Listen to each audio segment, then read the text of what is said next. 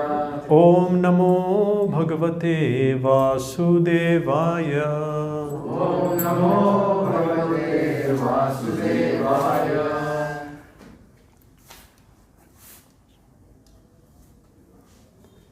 Hare Krishna, welcome to our Sunday Bhagavad Gita program. First of all, some of you, if you want, you can move in front. Some more people might come at the back. So the topic today is liberation through transcendental sound. You might have read that.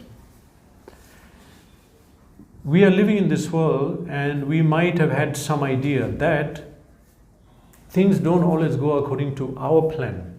We have a plan, but things happen, things go wrong, and we are forced into some circumstances. Okay, for example, suffering, difficulties, hardships, like disease. No one wants disease, but it will come. And we have to go through with it, like cold, flu, okay, arguments, different kind of suffering. And finally, old age. Old age has to come, all of us. And death. So these things are forced upon us. Even if we don't want them, they have to come. And we have to just submit to it. So it's like by force we have to go through these things. So we can see somehow that we are bound up. We are subject to some conditions in life. We are not fully independent. There is some plan and we have to go through with it. As I said, maybe some court case. We have to go to the court case. Or some health issue. We have to go through that. Sometimes we go through suffering, then we check our horoscope. And horoscope says, yes, you're going to go through suffering. And we have to go through. We can maybe change it a little, but we cannot remove it.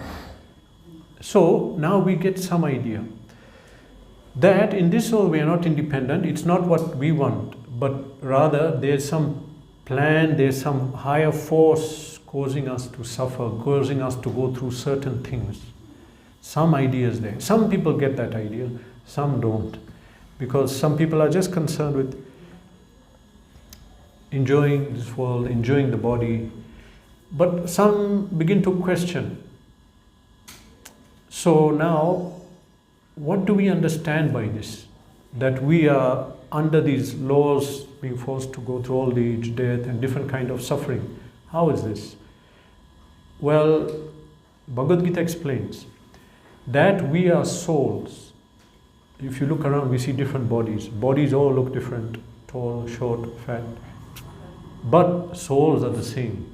Soul is the same even with the animals. Animals and plants, mosquitoes, same souls as us. We are all the same. There is no difference. So, this is what Gita says. But we are in a cycle. We are in a cycle of birth and death. So at the present moment, we are occupying this body. You can see me. I can see you. This is the body we are occupying now. But Bhagavad Gita says this body will change. Even in this life, this body will change. It will change significantly. It will change so much that if we meet in 30 years, or let's say maybe 50 years, we meet, and I see you, I'll not recognize you. Or right now we're meeting, but if we meet, if you show me a picture of you 20 years ago or 15 years ago, I may not recognize you. Because it's a different body. Our bodies are changing every second. Even now in this life we occupy so many different bodies. So what to speak of at death, at the point of death, we occupy another body. Someone may be shocked, how is it? How can you take another body? Already in this life we had a child body, youth body, old age body, so we'll take another body. That is, it's already happened, that's understandable. So Bhagavad Gita explains, although we are souls, we are occupying these bodies and these bodies keep changing. But we can realize there's something not changing. The body changes, my experiences change, but I'm the same person. I know I was the same person at age 2, 3, 10. Although this body is changing, I did not change. I'm the same person. Still we want to do certain things. but now we are older, we cannot do. So we realize that that part that is not changing, that is the soul, that is us. This external body, that will keep changing. It will die, it will become old. So this is what we understand from Bhagavad Gita, that we are all occupying these bodies. The bodies are temporary, and at death we take another body. Okay, now that's not all. Bhagavad Gita also says there are two kinds of souls in this creation. Dvau imau purusha loke kshara cha akshara cha. Bhagavad Gita explains some souls are changing their body like we are. At death I take another body, another body. But there are other souls in this creation. They do not change their body. They are liberated. They call Nitya Mukta. We are called Nitya Baddha. That we are changing the body. At death we take another body. At death another body, another body. But these souls, the liberated souls, they don't change the body. They are spiritually liberated. These souls do not undergo birth, death, disease, old age. They are not subject to material laws of suffering. In fact, most of them are not here. They are in another place. A liberated world. So Bhagavad Gita explains this, that yes, we are in this world and suffering is imposed on us. All kind of suffering. Everyone, maybe now we are going through suffering, less or more, but whatever happens, all of us will go through 4 sufferings. Birth, death, disease, old age. This is suffering. Bhagavad Gita even explains that, because some people don't see this as suffering. They say this is life. But Bhagavad Gita explains that knowledge means to understand that this is suffering. Janma mrityu jara vyadi dukkha dosh anudarshana. Bhagavad Gita says in chapter 13 that one who sees the evil in birth, death, disease, old age actually is in knowledge, because that he's questioning that why am I going through this? I should not. I should come to a higher state of happiness, free from death, free from birth and old age. So he's known as a educated person. So we are discussing this topic now of liberated soul, conditioned soul, mukta jiv, baddha jiv. In English, you can say liberated soul and conditioned soul. We are conditioned souls. Condition means so many conditions I put in my existence. For example, I cannot fly, I cannot be in perfect health, I cannot jump from the building. Well, I can, but I'll change my body. But Nitya Mukta Jeev can do that. They are not conditioned. They can fly, they can go to other planets. They have no birth, death, disease, old age. One example is Narad Muni. We read in Shastra. But anyone can become liberated. So Bhagavad Gita explains this concept of liberation. First of all, we establish the point that we are suffering. We are under laws which we don't like, but we are forced to undergo. This is called conditioned life or material life. We keep going through birth and death. But there are souls who are not like that. And we can become like that. We can come out of this suffering condition of material life. That is Bhagavad Gita knowledge. So we are discussing these topics, but most people are not. Most people don't really have interest, or they don't see the point in this discussion of liberated, not liberated. Mostly people in this world are of a category of simply, it says in Shastra, eating, sleeping, mating, defending. They'll think about how to eat, how to sleep. In other words, a good house, good food, good job, and good life. That is life for them. Okay, it is. But Bhagavad Gita says, Manushyanam sahasreshu kashchit yaditi siddhai. Out of thousands and thousands, one person begins to inquire. He begins to inquire, why am I in this cycle of birth and death? Why am I suffering? I didn't ask to get disease, I got disease. Who's putting this? Who's controlling this world? What is the purpose of my life? They ask deeper questions. So such personalities, they are Manushyanam Sahasreshu. They are one among thousands. So, how many people are in JP Nagar, Jayanagar, VTM? You can guess, and how many are we? Very few people take interest. But that is the nature of the material world. Because from Gita we also understand that actually we are not belonging to this material world. We were previously in another higher realm, which Gita explains as Param Dhamma. We were in a spiritual world, and we descended here to escape our original position, which was living in a service attitude to God.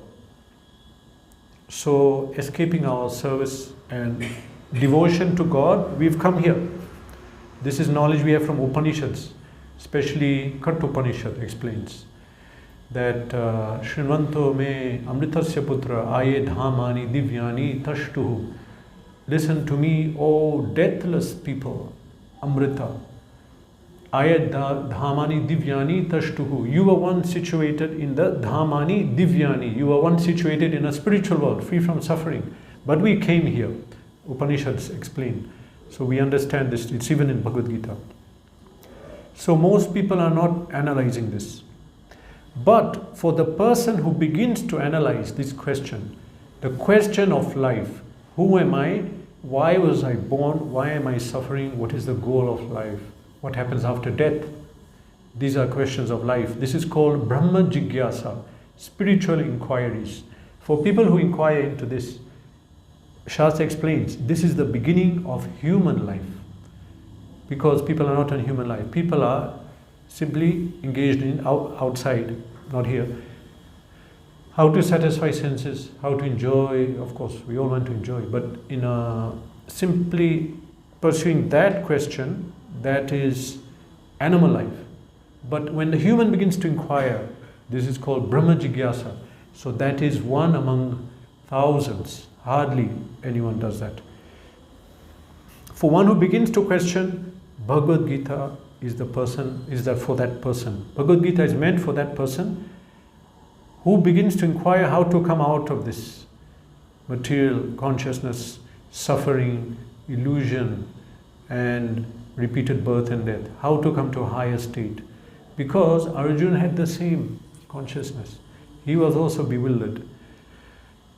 And Krishna spoke Bhagavad Gita. By the end of Bhagavad Gita, Krishna asked Arjuna, are you clear of doubt? He said, Gata Sandeha. My doubts have gone. Sthito Asmi. I'm firmly situated in knowledge. I understand my identity as a soul, as your servant. So, that is the Bhagavad Gita. That by listening constantly to Bhagavad Gita, we can come out of this illusion. So, Bhagavad Gita is meant for such people who want to come out of this. There it's mentioned that we are souls. We are stuck in the cycle of birth and death. Samsareshu naradhama. And originally we are not from this material world. We are all actually serving Krishna in unlimited state of happiness. But we came into this material world. So how to come out? Vedas is for that purpose.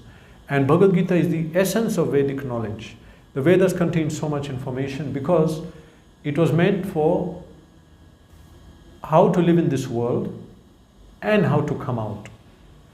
And how to live in this world, that's a lot of information. It's there in the Vedas.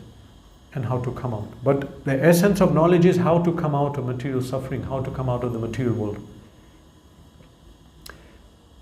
If one takes up the path of gradually changing their consciousness from matter to spirit, then to the degree that we become spiritualized, we begin to experience happiness, peace, and satisfaction. Because that is our natural state. The natural state of the soul, the jiva, is to be connected to God. The soul connects with the super soul, and that is called yoga. Gita is a book of yoga, to reconnect to the Supreme, to Krishna. So there are different yoga systems given. For example, karma yoga, jnana yoga, dhyana yoga, bhakti yoga. Then it's mentioned that bhakti yoga is the highest. But these systems are simply meant to elevate the jiva from his state of material consciousness to the spiritual state. When we come to the spiritual state, we become unlimitedly happy. And why is that? Because that is our original state. There is no need for any artificial imposition to bring happiness. We have to come back to our position. So that is mentioned in Bhagavad Gita in chapter 15, where Krishna says, Mama evangsha jiva loke jiva bhuta sanatana. These living entities in this material world, they're my eternal servants, my eternal fragmental parts. But having forgotten me and come to this material world, manashasthani vijayani prakriti sthani karshati. Prakriti sthani, that means the material world. Prakriti sthana, place. In the material world, the jivas are suffering. Why are they suffering?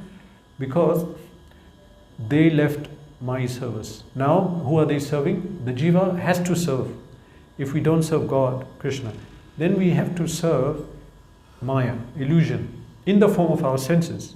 Now we are given senses. Gita says 6 senses, because we have our 5 senses and the mind. Mind is compared to a sense in the Bhagavad Gita. So now that we are given these senses, mana shashtani, 6 senses, it says in Gita, the jiva is, it says, karshati, he's struggling hard struggle. Why? Because senses are demanding and he has to satisfy the senses. I want this, and he cannot. Senses are powerful, you cannot deny the senses. We have to satisfy the senses. And so, karashati, this word comes.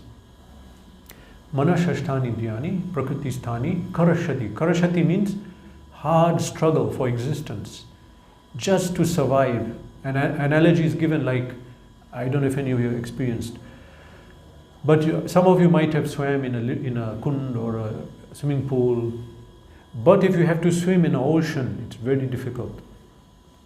Because even if you can swim, one wave is hitting you from the back, one from the front, then there's a current, then the water is moving. Just to stay afloat is very difficult. So this material world is like that. Just to be peaceful and be normal, you have to fight the current of the material world, because it's designed to be like that. Like an ocean which is constantly in upheaval. Things are going wrong, there's just going so many problems. So Bhagavad Gita explains that the jivas who come here, they are struggling. They will struggle because that's the material world. Material world is designed that the jivas struggle. But when the jiva understands by reading Bhagavad Gita, yes, I'm struggling, yes, so what is the way out? Well, everyone has different opinions. If you ask different so-called sadhus, so-called because many are not sadhus, they pose as gurus, but nowadays there's a lot of cheating in the name of spirituality. It's a big business. But somehow or other, someone comes on the path and begins to factually understand his identity and his predicament. Then he'll understand that, okay, I'm a soul, I should be on a spiritual platform, I should begin a spiritual practice. So if he does that following Bhagavad Gita, what will happen? Gradually he'll elevate in consciousness, and then what happens? Then the demands of the senses decrease. Because we spiritualize, the material senses begin to fade away. And then that happiness we are seeking outside, it comes naturally inside. Our happiness will come when we come back to the spiritual platform. There is no need for hard endeavor to get happiness, going all over the world and changing our material situation and changing so many things. Actually, simply by coming on a spiritual platform, wherever we are, in whatever condition, we'll always be in a happy condition. So that comes initially through knowledge. We have to acquire knowledge about who we are, what is the situation. So now, having got that knowledge and understood that, okay, I have to come on a spiritual platform, because at the moment I'm not on a spiritual platform, so I'm undergoing a lot of suffering, struggling to be in this material world. So what is the next stage? Now that we understand it. So we understand I have to practice spiritual life. Spiritual life does not mean changing our situation as such. Now everyone is engaged in different activities in this room. It simply means adding on a spiritual practice daily. So how do we stop it? How do we come on that spiritual platform? Now this is given in different shastras. But simply if we see that in the Vedas there are 4 main Vedas. Those 4 Vedas are divided into 4. The highest of the Vedas is the Upanishads. The Upanishads are distilled into an essence of knowledge that is called Vedanta Sutra. The Vedanta is the highest of the Vedas. In Vedanta Sutra, is the complete essence of all the knowledge of the Vedas. But it's not easy to understand, it's difficult. Now, there's one phrase that comes in Vedanta Sutra. It says, Anavriti Shabdat. Anavriti Shabdat. So, in the typical way of the Vedanta Sutra, it's written in Sutra. Sutra means that it's not easy to understand. You have to have a background in Vedic knowledge from a young age and have deep knowledge to understand the sutras, because it will just say one word, 2 words, and you have to understand what it means. So it says Anavriti Shabdat, and this means, Shabda means sound, Vritti means the sinful activity or so many bad practices, bad thoughts in the mind. Anavritti, Ana means getting rid of the material consciousness and then all the material desires is achieved through sound. Anavritti Shabdat. Now when they talk about sound here, Shabda, here it's referring to Shabda Brahma. Shabda Brahma means transcendental sound. They're referring to the Vedas. But you may say, Vedas, it's written, we are reading the Vedas. Now we are reading, but for millions of years, because they were written only in Kali Yuga. But Satya, Treta, Dwapar, Vedic knowledge came by hearing. It came, that's why they were called Shruti, because it is Shrotra. It was coming through the ear. Knowledge came through the ear, not through the eye, through the ear. We had to hear. By hearing, we get the knowledge. So they were called Shruti. So the Shruti, by hearing it, we can come out of this material consciousness of thinking that I am this body, I am this citizen, I am this nationality, I am this animal. Because a dog is thinking he's a dog, he'll chase the cat, he'll behave like a dog. Then the soul enters a snake body, he thinks he's a snake, he'll behave like a snake. And enters our body. I am born in Malaysia, I'm Malaysian. Malaysians don't like Chinese, I don't like Chinese. Or I am American. And in that way we keep changing body. But we are not. We are souls. We are eternal servant of Krishna. We are souls. Aham Brahmasmi. How can we come to that consciousness? We have to come out of that material illusion. So how is that? By transcendental sound. By transcendental sound. Shabda Brahma. We can come out of illusion. Right now you're hearing, and now through that knowledge is coming. So through that knowledge one can awaken. Sound is very powerful. If I'm in deep sleep, dreaming, in the dream I'm a king.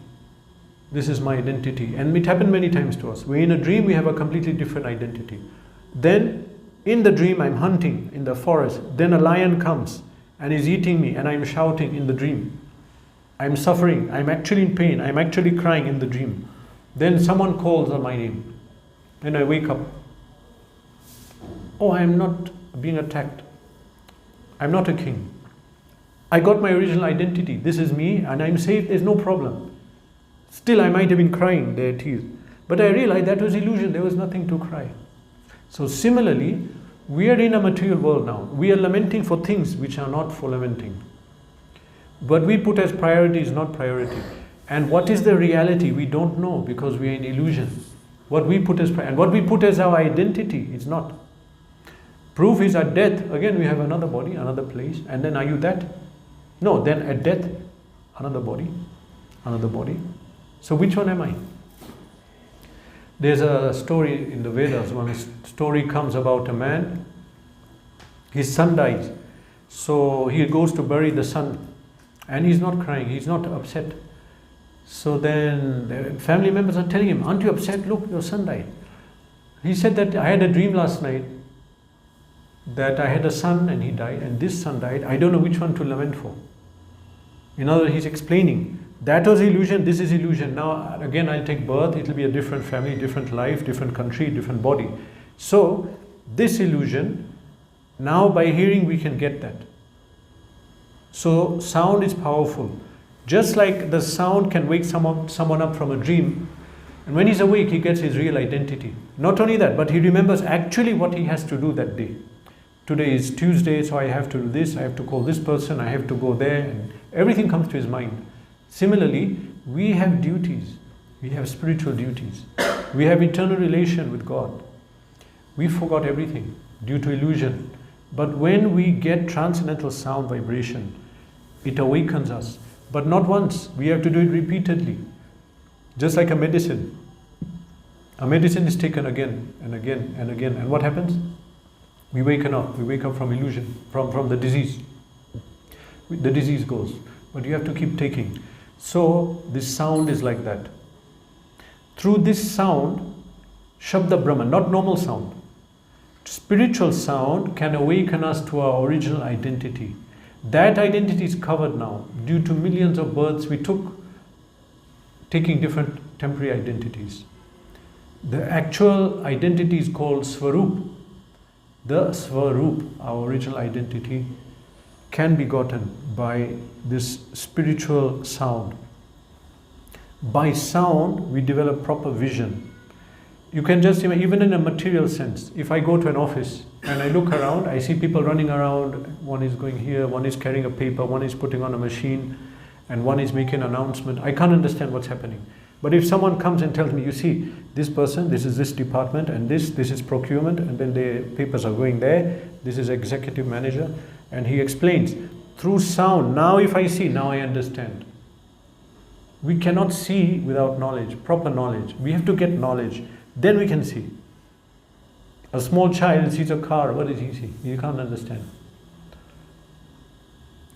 Even till now, there will be people in the village, in the tribal people in Africa, other areas, they would have not seen a car. And they'll not understand what the car is. How can this metal move on its own? But someone will explain them. Then with knowledge, having gotten knowledge, they'll see. Similarly, we cannot see this material world. We have idea what's going on. We don't know. Actually, we don't know. We don't have knowledge. We don't have knowledge of the sun, the moon. From here, we do some scientific experiments. We think, but actually, if you study Shastra, it has a completely different view of what is the reality of this world. So we can't actually understand what's happening. Just like do we know that every second people are dying on this earth? People are dying. But we're never thinking, I'll die. We are living like we live forever. We're not thinking what will happen, I should prepare, something like that. So, this is the importance of sound in our life. Therefore, in the Vedas, hearing was given a very great importance. In fact, the process of bhakti begins by Shravan. There are 9 forms of bhakti. Hearing, chanting, remembering, praying, archan, worship. There are different forms of bhakti. But most important is Shravan. Bhakti begins by Shravan, hearing. Because by hearing, then I know what is bhakti. I know what to do and I'll do it. So the question is, so how can sound end our material existence?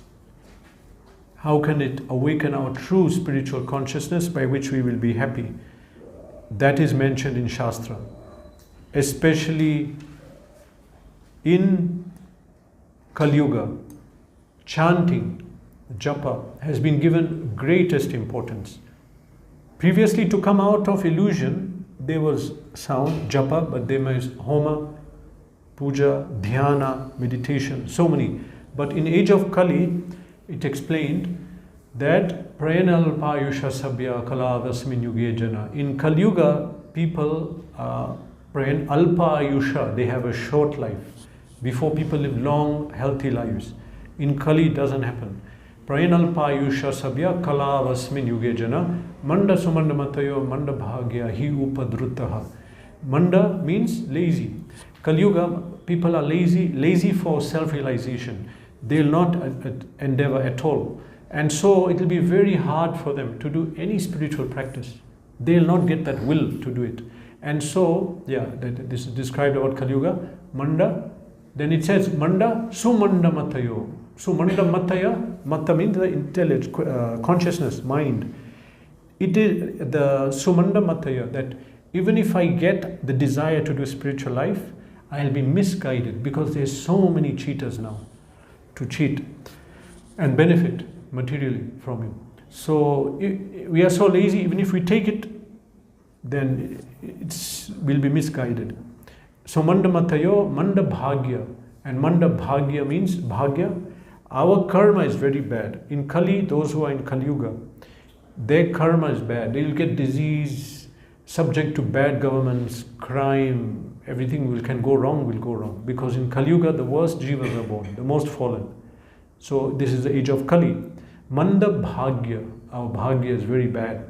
Manda bhagya, hi upadruttaha. That means in Sanskrit that one is disturbed, always disturbed. Too much rain, too less rain, bad government, health, then we cannot practice spiritual life. So these are reasons that in Kali Yuga, spiritual life is difficult. If you tell anyone now, previously, even here in India, it was a very spiritual place, everyone knew.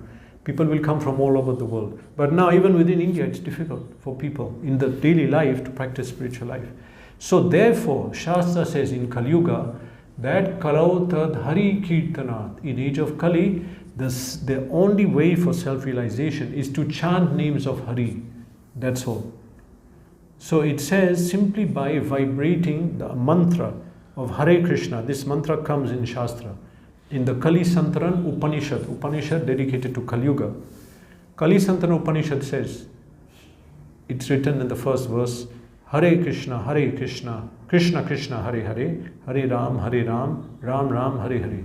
Then the second verse, Iti Shodashakam Nam, Kali Kalmasha Nashanam, Natta Paratara Upai, Sarva Vedeshu Drishyate. Iti Shodashakam means 16. These 16 words, the Hare Krishna mantra, destroys effect of Kali Yuga. And Natta Paratara Upai, there is no better way in the age of Kali to realize God. So now that we are in a material consciousness, we figure out we have to come out. How do we come out? So Shastra says that we have to chant this vibration, and that sound is spiritual. And it's given in some Shastras that the Hare Krishna mantra is the condensed essence of all Vedic knowledge. If I don't do anything else and I chant repeatedly, that vibration will awaken my nature of Sat Chit Anand. We, the soul, originally, we are Sat, we are eternal. We don't have birth and death.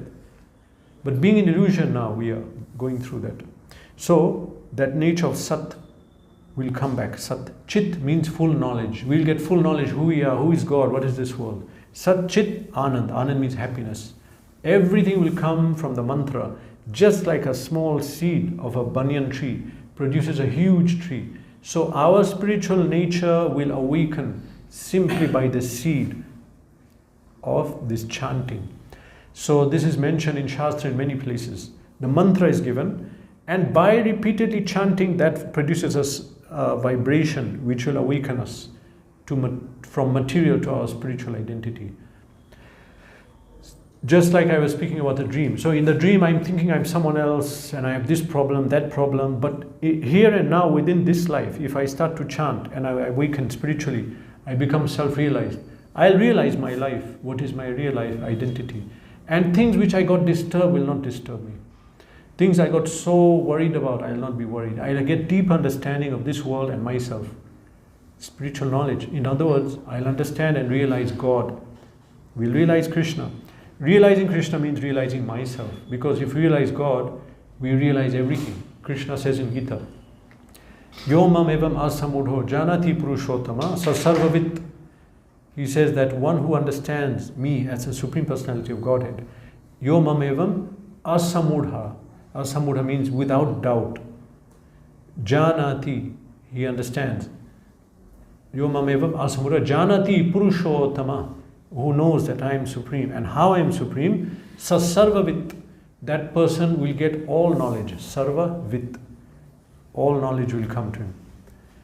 So in this way, simply by chanting, it awakens and everything ends. Now it looks simple. It is simple because in Kali Yuga we cannot do anything else. Even if, even this will be hard, this is difficult. Because previously it was very complicated. Spiritual life, worship this, chant this mantra, wake up this time. So many complicated things. But Kali Yuga Jivas, Manda Sumanda Matayo, Manda Bhagya, Hi Upadrutaha. Just chant the mantra. Chant it repeatedly. Chant it wholly. Kirtaniya Sadahari. Oh, you can start with 10 minutes a day. So just like in the dream, I woke up, I got my identity. So similarly, this sound will wake me up from this sleep and put me in the proper consciousness, in the proper identity. We understand from Shastra, the root cause of all problems is disconnection from God. We are in a state of viyog. We are not in a state of yoga, connected to Krishna. So Bhagavad Gita is a book of yoga to reconnect us. And the essence is there is given of knowledge. Krishna says, Satatam kirtayantamam. My devotees constantly chanting my name. Satatam kirtayantamam. Yatantascha drida vrata. With determination he is endeavoring to come out of illusion. Namasyantascha mam bhaktya nitya yukta upasate. In this way he is always paying obeisance to me and always worshipping me.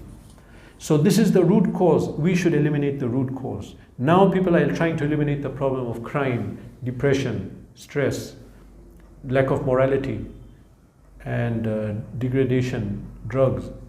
There is only one problem. The problem is the jiva has stopped connecting and worshipping God.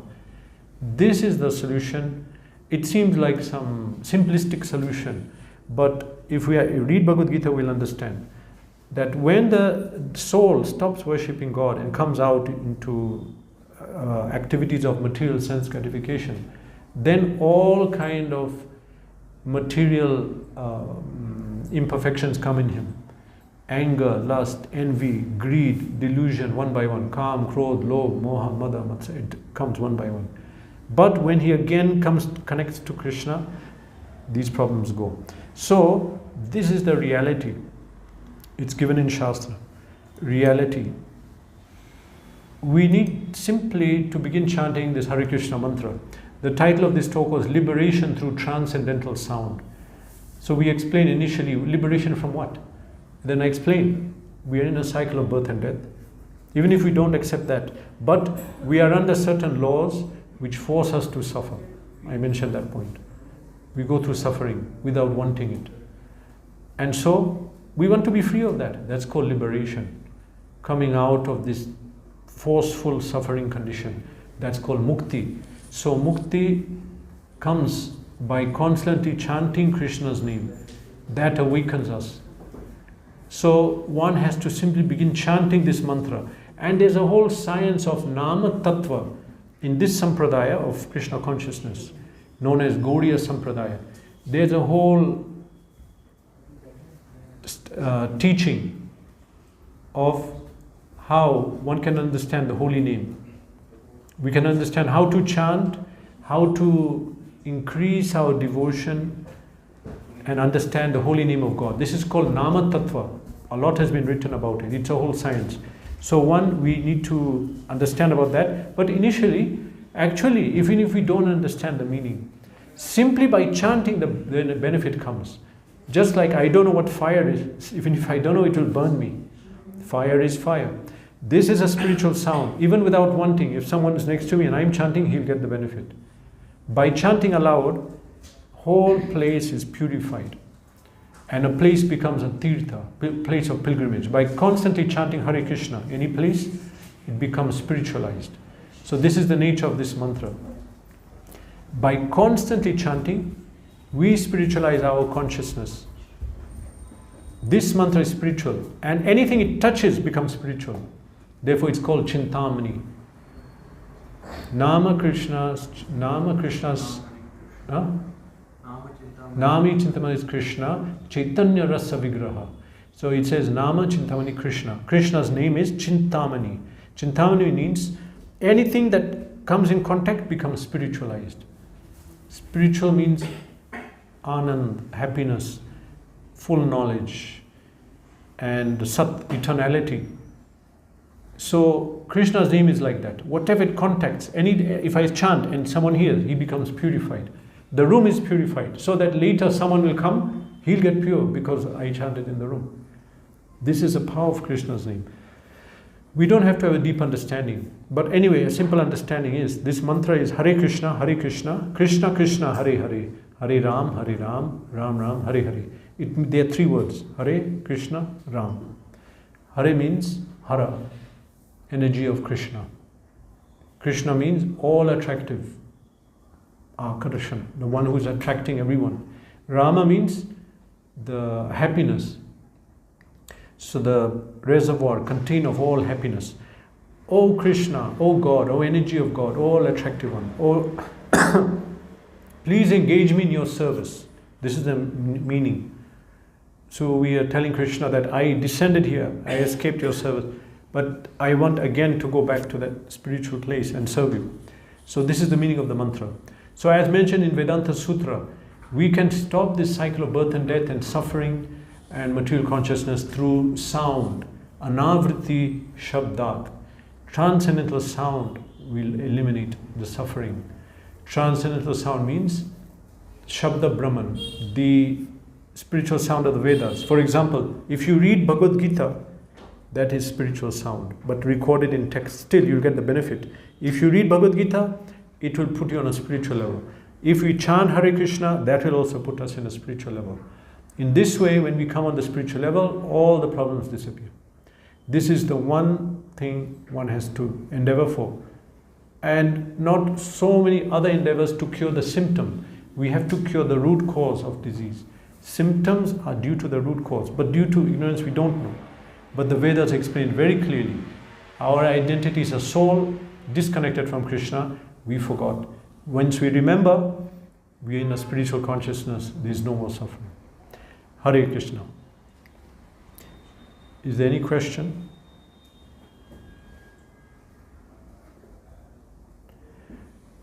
Okay, so we'll stop here. Hare Krishna. Srimad Bhagavad Gita ki jai. So what we'll do now, actually, at this time, we chant one round of Hare Krishna.